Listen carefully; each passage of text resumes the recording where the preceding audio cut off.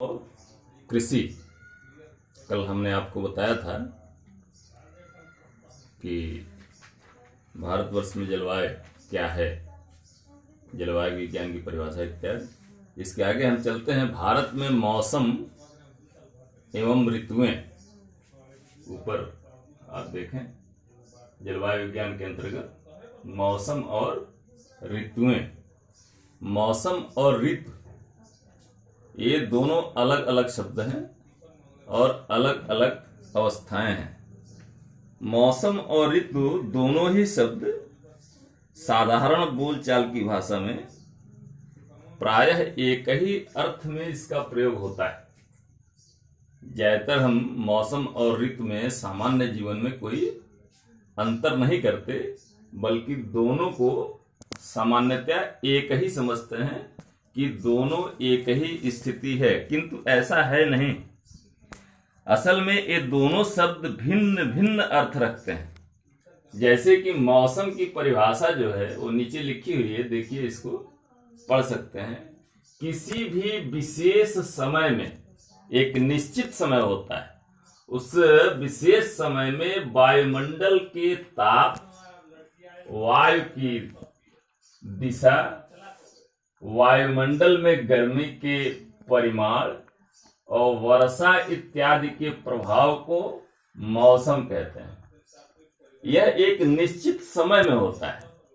एक ही दिन में कई प्रकार के मौसम हो सकते हैं। ऐसा हो सकता है कि अचानक बरसात हो जाए तो कहते हैं अरे वर्षा का मौसम हो गया, और बरसात के कारण थोड़ी देर बाद ठंडी हो जाए, लेकिन फिर देखते हैं कि उमस होने लगती है, गर्मी बढ़ जाती है। यानी 24 घंटे के अंदर कई प्रकार के मौसम हो सकते हैं। लेकिन इसीलिए इसको कहते हैं कि ये जो मौसम है वो किसी विशेष समय में वायुमंडल के तापमान में अचानक परिवर्तन होना, तापमान का बढ़ना या घटना, वायु की दिशा, कभी पश्चिम से वायु चलती है, कभी पूरब से वायु चलती है, कभी उत्तर दक्षिण से चलती है, यानी वायु की दिशा का अनिश्चित होना, वायुमंडल में गर्मी का परिणाम, कभी वायुमंडल में गर्मी बढ़ जाती है, कभी गर्मी घट जाती है। 24 घंटे के अंतराल पर होता है। अचानक कभी वर्षा हो जाती है और कभी अचानक वर्षा हुई और वर्षा बंद हो गई। यानी 24 घंटे के अंदर हमारे वायुमंडल में जो घटनाएं घटती हैं हम उसको मौसम कहते हैं। दूसरे शब्दों में वायुमंडल की क्षणिक अवस्था को मौसम कहते हैं।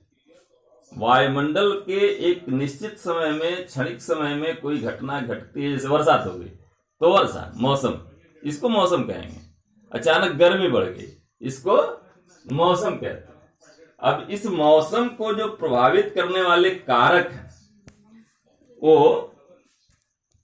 हम देख रहे हैं नीचे। यहाँ मौसम को प्रभावित करने वाले जो विशेष अवस्थाएं हैं वो दी हुई हैं। तो ताप, हमने पढ़ा, ताप क्या होता है? अचानक ताप कभी बढ़ जाता है और अचानक ताप में परिवर्तन हो जाता है, यानी ताप मौसम को प्रभावित करता है। वायुमंडल में कम या अधिक ताप का होना, दोनों ही दशाएं सामान्य जीवन के प्रतिकूल होती हैं। सामान्य जीवन के लिए सामान्य ताप होना चाहिए जिससे मौसम प्रभावित न हो। अचानक मौसम बढ़ जाए, ताप बढ़ जाएगा, जीवन में प्रतिकूलता आ जाएगी। अचानक ताप कम हो जाएगा, तब भी जीवन में प्रतिकूलता हो जाएगी। ऐसी अवस्था में सामान्य जीवन अगर जीना है तो सामान्य जीवन के लिए सामान्य ताप का होना अत्यंत आवश्यक है। ताप में परिवर्तन होने से मौसम का परिवर्तन होता है जो जीवन के ऊपर प्रभाव डालता है। दूसरा है वायु की दिशा। हम देखते हैं कि अगर पश्चिम की वायु चलती है, पश्चिम से पूरब की तरफ, तो ऐसी अवस्था में क्या होता है? पश्चिम से चलने वाली वायु शुष्क होती है, यानी उसमें पानी की मात्रा नहीं होती। इससे वातावरण में गर्मी बढ़ती है। लेकिन यही वायु जब पूरब की दिशा से चलती है तो पूरब और दक्षिण की दिशाओं में समुद्र होने के कारण वहां से जो वायु चलती है उसमें नमी होती है, और इस नमी के कारण वातावरण में आर्द्रता बढ़ जाती है। तो ये जो वायु की दिशा है यह भी मौसम को प्रभावित करती है। पश्चिम से वायु चलने पर मौसम शुष्क होता है, जबकि पूरब से वायु चलने पर मौसम आर्द्र होता है, यानी वर्षा में वायु में नमी की मात्रा अधिक रहती है। वायु की गति, यह जो वायु की गति है ये मौसम को प्रभावित करने वाला तीसरा कारक है। यह जो वायु की गति है यह भी मौसम को प्रभावित करता है। वायु की सामान्य दिशा मौसम के अनुकूल रहती है, परंतु वायु की दिशा में आकस्मिक तीव्र अथवा सामान्य गति से मंद हवाएं सामान्य जीवन में व्यवधान उपस्थित करते हैं। वायु की उचित गति होनी चाहिए, इसका सीधा संबंध मौसम से होता है। अधिक तेज हवाएं खराब मौसम की सूचक होती हैं। हम देखते हैं कि वायु की गति यदि अचानक बढ़ जाए तो उससे आंधी तेज या धीमी आंधी आती है, जिससे सामाजिक जीवन जो होता है वह उसमें उथल पुथल हो जाता है, दैनिक क्रियाएं प्रभावित हो जाती हैं, इससे फसलें भी प्रभावित हो जाती हैं। कभी कभी देखते हैं बहुत तेज अगर वायु की गति है तो इस अवस्था में क्या होता है, पेड़ उखड़ जाते हैं, फसलें गिर जाती हैं। अगर पेड़ पे फल लदा हुआ है, फल नीचे गिर जाते हैं, कमजोर पेड़ उखड़ जाते हैं, जो मुलायम पौधे होते हैं वो खेत में गिर जाते हैं, जिससे अनेक प्रकार का नुकसान, अनेक प्रकार की हानियां होती हैं। चौथा है हवा का दाब। यह हवा का दाब भी मौसम को प्रभावित करता है। सामान्य वायु दाब यह जो होता है वो मौसम के अनुकूल होता है, परंतु वायु दाब में यदि अचानक परिवर्तन हो जाए, जैसे वायु दाब मापी में पारा अचानक तेजी के साथ नीचे गिर जाता है, तो इसका मतलब होता है कि वातावरण में मौसम परिवर्तित होने वाला है, तेज आंधी आने वाली है। वायु दाब कम होने से तेज आंधी आने की संभावना रहती है। ऐसे ही मौसम खराब होने की स्थिति आ जाती है। पांचवा है आपेक्षिक आर्द्रता। जो आर्द्रता है यह आर्द्रता कहाँ, वायु की आर्द्रता। वायु में जो आर्द्रता होती है यह भी मौसम को प्रभावित करती है। वायुमंडल में नमी मौसम को नियंत्रित करती है। आवश्यकता से अधिक नमी अथवा सूखा दोनों ही अवस्थाएं मौसम के प्रतिकूल होती हैं। अगर आवश्यकता से अधिक नमी हो जाएगी तो उस स्थिति में विभिन्न प्रकार के रोग और विभिन्न प्रकार के कीट वातावरण में पैदा होते हैं, लेकिन जिससे मौसम पे प्रतिकूल प्रभाव पड़ता है। ऐसे ही अगर वायु शुष्क हो जाए तो शुष्क होने से भी अनेक समस्याएं आती हैं। आर्द्रता नहीं होने से पौधों के अंदर वाष्प उत्सर्जन की दर बढ़ जाती है, जिससे अधिक हमको सिंचाई करनी पड़ती है, जल देना पड़ता है और पौधों के सुरक्षा के लिए अनेक उपाय करने पड़ते हैं। छठवां है आकाश की दशा। यह आकाश की दशा भी मौसम को प्रभावित करती है। स्वच्छ आकाश में जो मौसम होता है वह अच्छा बना रहता है, सुंदर बना रहता है, लेकिन अगर आकाश की दशा में परिवर्तन होने पर मौसम बदल जाता है, जो सामान्य जीवन के लिए अनुकूल नहीं होता बल्कि वह सामान्य जीवन के लिए प्रतिकूल होता है।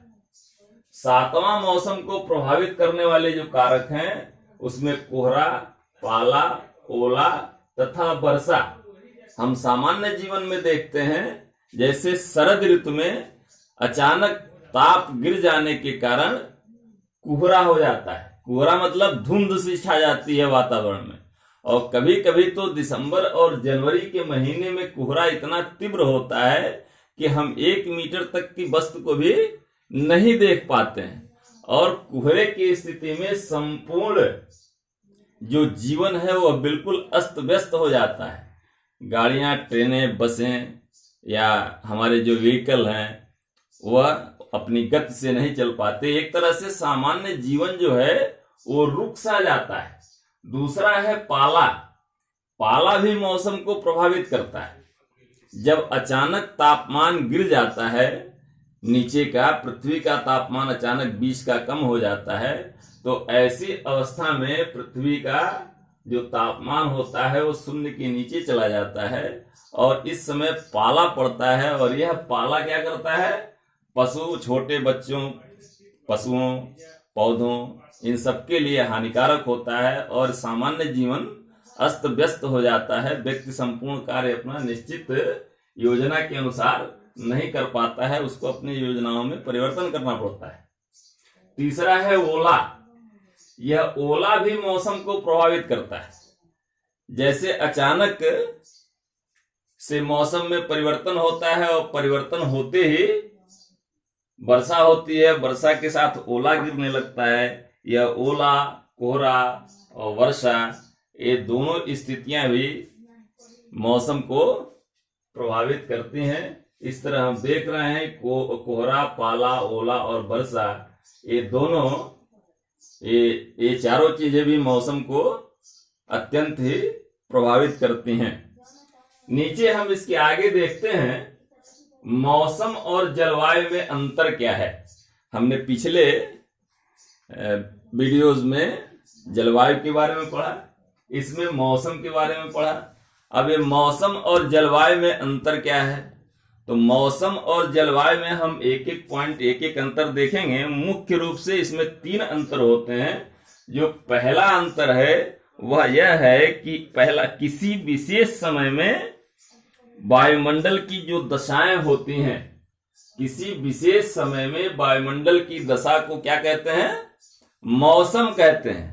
किंतु एक बहुत लंबे समय की मौसम संबंधी जो घटनाएं होती हैं उसको हम जलवायु कहते हैं। जैसे शरद ऋतु में भी बारिश हो सकती है, लेकिन अचानक बारिश हो जाएगी तो इसका मतलब जलवायु, जो मौसम है वो, जो जलवायु है वह वर्षा की नहीं हो जाएगी, वो शरद ऋतु के ही रहेगी। लेकिन मौसम जो है वो वर्षा का हो जाएगा। अचानक वर्षा हो गई, इसलिए मौसम क्या हुआ?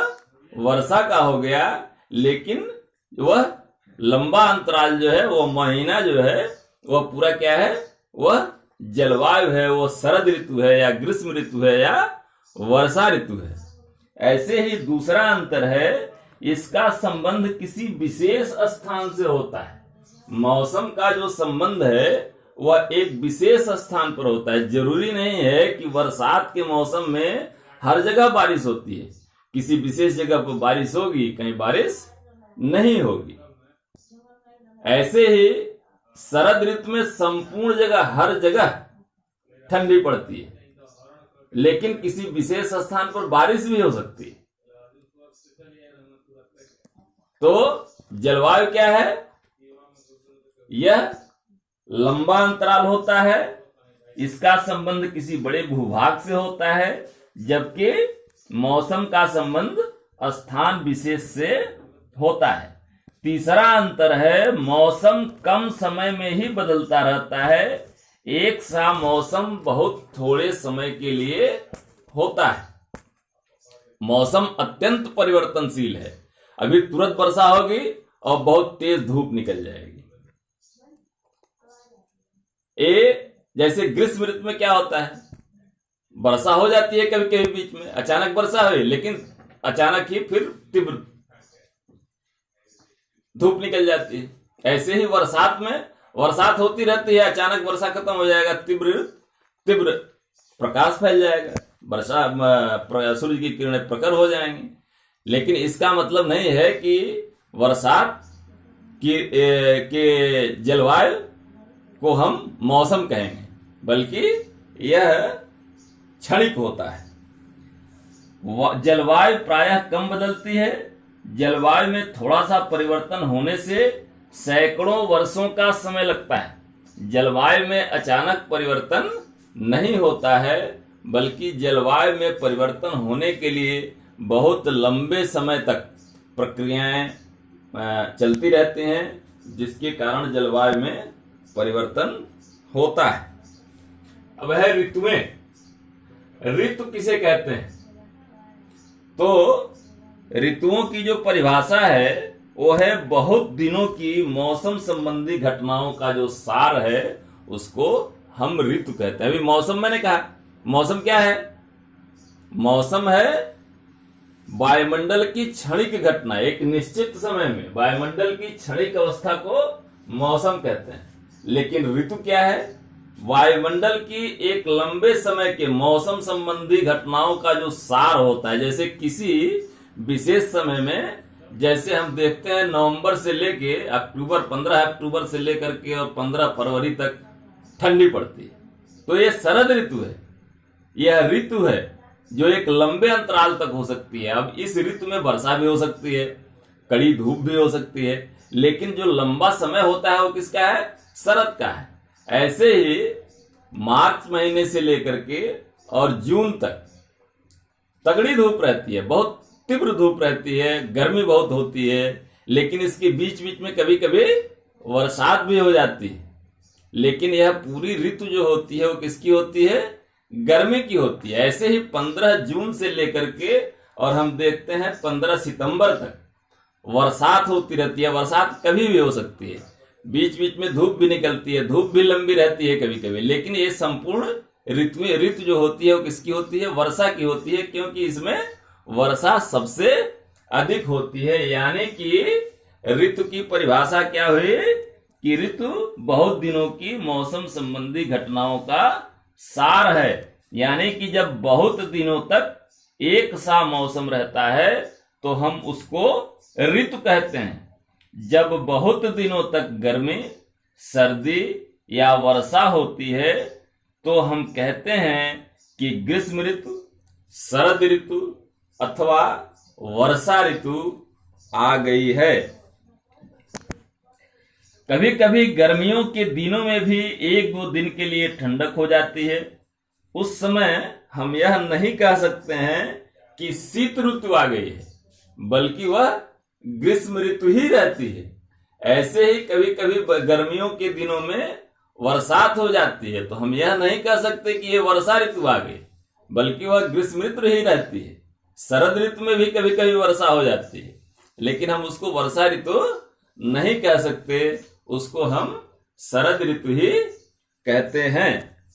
अब हम मौसम और ऋतु में अंतर जानेंगे। मौसम और ऋतु में क्या अंतर है? जैसे मौसम और जलवायु में मैंने ऊपर आपको अंतर बताया, ऐसे ही मौसम और ऋतु में भी अंतर होता है। अभी आपने जाना कि किसी स्थान पर समय विशेष के वातावरण को या अवस्था को क्या कहते हैं?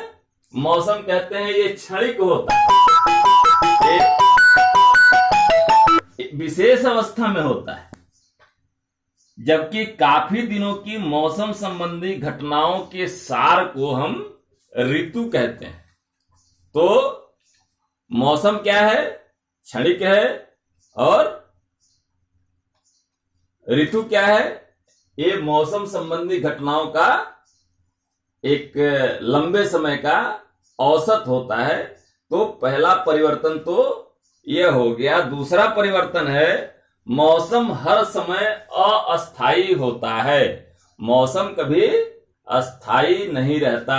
दिन भर में मौसम बदल सकता है, 24 घंटे के अंदर मौसम बदल सकता है। जबकि ऋतु क्या होती है? वो लंबे समय तक अस्थायी रहती है। मौसम अस्थायी होता है और ऋतुएं अस्थायी होती हैं। ऐसे ही मौसम ऋतु का एक आंशिक भाग है। मौसम ऋतु का एक आंशिक भाग है। जैसे शरद ऋतु है, बीच में वर्षा हो गई तो वर्षा होना मौसम है, अचानक वर्षा हो गई। लेकिन शरद ऋतु लंबे समय तक रहेगी। ऐसे ही ग्रीष्म ऋतु में वर्षा हो गई और वर्षा के कारण ठंड बढ़ गई तो शरद ऋतु उसको नहीं कहेंगे, बल्कि उसको ग्रीष्म ऋतु ही कहेंगे। यानी कि मौसम क्या है? क्षणिक अवस्था है। मौसम ऋतु का एक आंशिक भाग है और ऋतु काफी दिनों के एक से मौसम का योग है।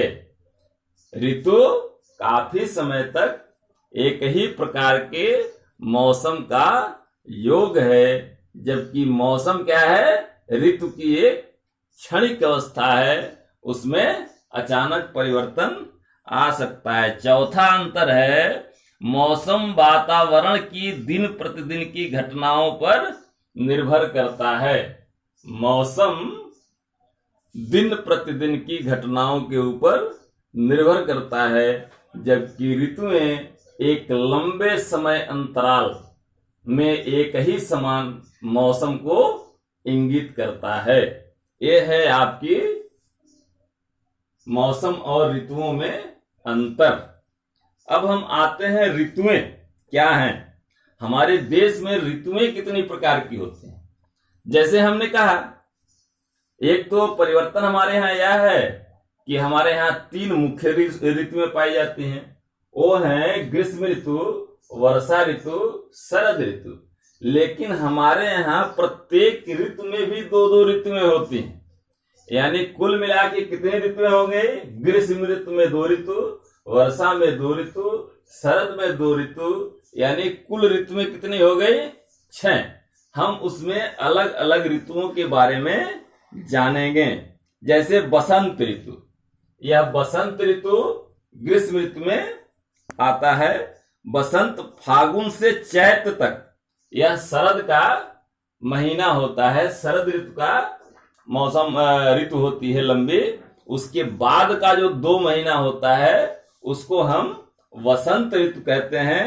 ये हिंदी में इसको फागुन और चैत कहते हैं। यह अंग्रेजी के मार्च और अप्रैल के महीने में पड़ता है। यानी पहली ऋतु क्या हुई? बसंत ऋतु। यह बसंत ऋतु कब आता है? फरवरी और मार्च के महीने में पड़ता है। फागुन और चैत हिंदी के महीने हैं। दूसरा ऋतु है ग्रीष्म ऋतु। इसमें वैशाख और जेठ ये 2 महीने आते हैं। वैशाख और जेठ महीने को हम ग्रीष्म ऋतु कहते हैं और इसमें मई और जून ये 2 महीने इसमें आते हैं। मई और जून का महीना इसमें आता है। ऐसे ही वर्षा ऋतु, वर्षा ऋतु में आषाढ़ और सावन, जुलाई और अगस्त का महीना। आषाढ़ और सावन, जुलाई और अगस्त का महीना जो पहले होते हैं इसको हम कहते हैं वर्षा ऋतु। और उसके बाद आती है शरद ऋतु। इसमें भादो और आश्विन हिंदी के महीने हैं। भादो और आश्विन महीना इसके अंतर्गत आता है। और अंग्रेजी में सितंबर और अक्टूबर के महीने इसमें आते हैं। यह कौन सी ऋतु बताया मैंने आपको? यह है आपकी शरद ऋतु। शरद ऋतु के बाद आता है हेमंत ऋतु।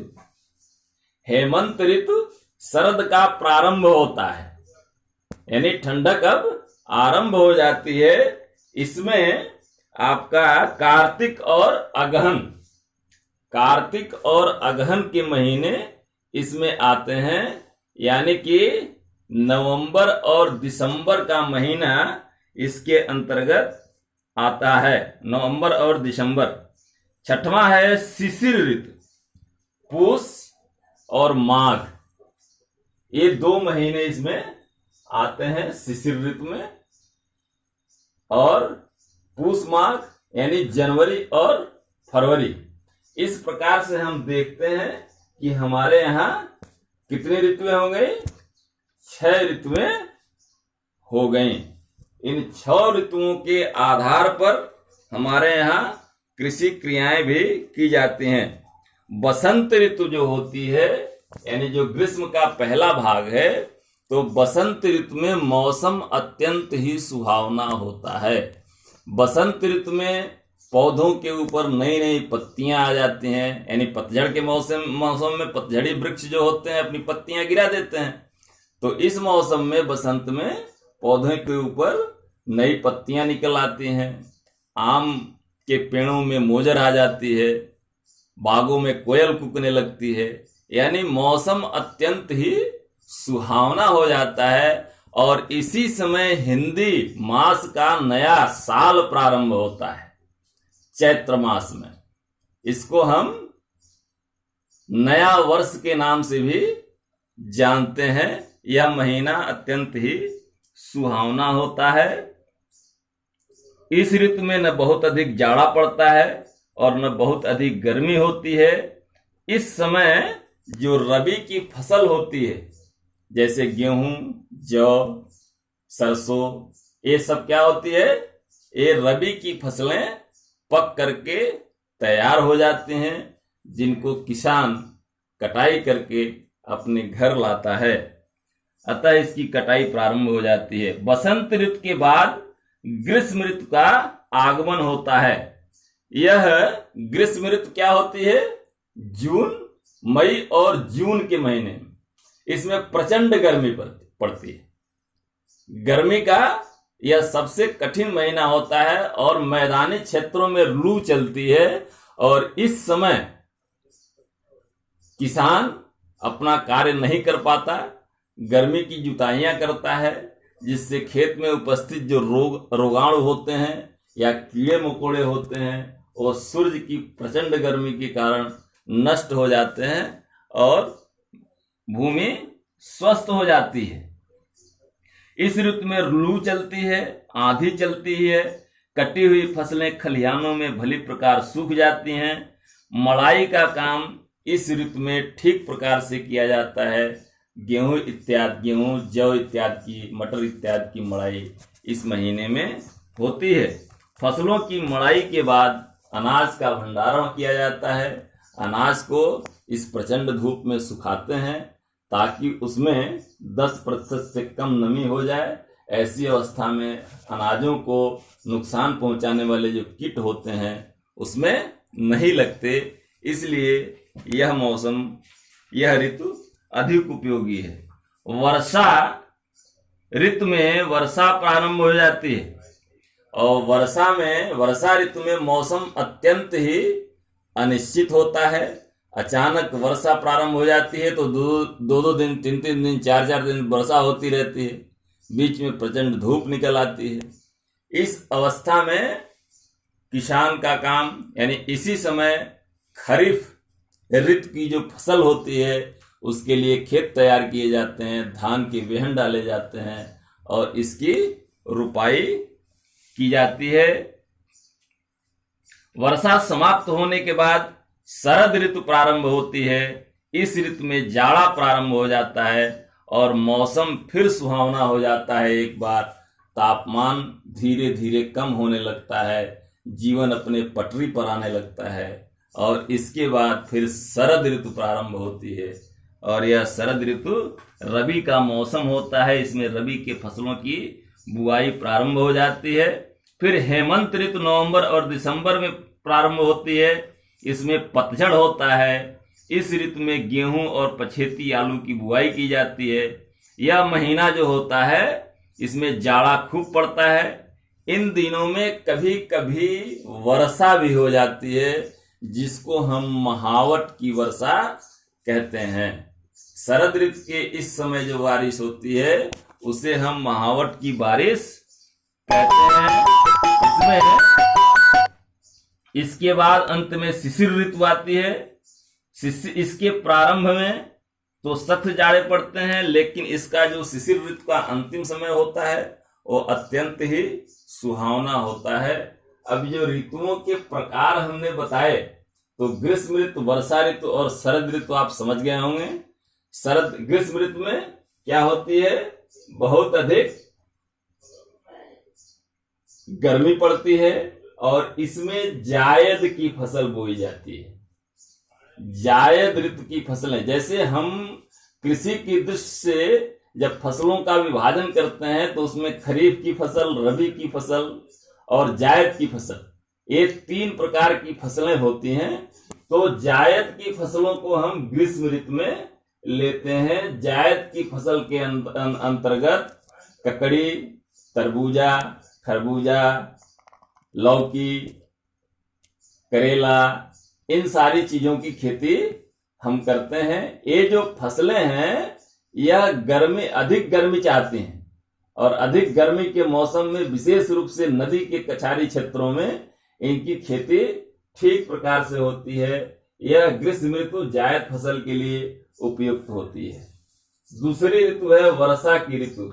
वर्षा ऋतु में खरीफ की फसलें ली जाती हैं। इस मौसम में धान, ज्वार, मक्का, बाजरा, इन सब की फसलों की खेती होती है। 15 जून से यह प्रारंभ होता है। हमारे देश में बरसात का जो मौसम होता है, बरसात की जो ऋतु होती है, वो 15 जून से प्रारंभ हो जाती है और यह 15 सितंबर तक चलती है। तो 15 जून से 15 सितंबर तक बरसात होती है। इसमें बरसात कई कई दिन तक होती रहती है, बीच बीच में धूप भी निकल जाती है, लेकिन सर्वाधिक बरसात जुलाई और अगस्त के महीने में होती है। लेकिन अनिश्चित होता है, क्योंकि यह बरसात मानसून से प्रभावित होती है, तो मानसूनी हवाओं के ऊपर निर्भर करती है। कभी कभी ठीक प्रकार से दाब नहीं बन पाने के कारण समय से वर्षा नहीं हो पाती है। तीसरा है शरद ऋतु। इस ऋतु में हम रबी की फसलों की बुआई करते हैं, जैसे गेहूं, आलू, मटर, चना, इन फसलों की, सरसों, इन फसलों की खेती शरद ऋतु में हम करते हैं। इस प्रकार से हमने आपको आज ऋतुओं के संबंध में और मौसम के संबंध में जानकारी दी। कल हम पढ़ेंगे फसलों के लिए मौसम की अनुकूल और प्रतिकूल अवस्थाएं।